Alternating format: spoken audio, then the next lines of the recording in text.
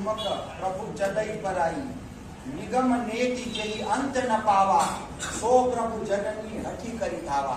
कौशल्या माता જ્યારે બોલાવા જાય અને ભગવાન આવે નહીં, બાળક કજીઓ કરે। ભારતીય સંસ્કૃતિમાં આ રામચંદ્રજીનો 14 વર્ષનો નહીં પણ 500 વર્ષનો વનવાસ હતો, જે ખરેખર રામનો વનવાસ નહોતો પણ આ આપણી આર્ય સંસ્કૃતિનો વનવાસ હતો। વાલ્મીકી રામાયણના સૌથી વિદ્વાન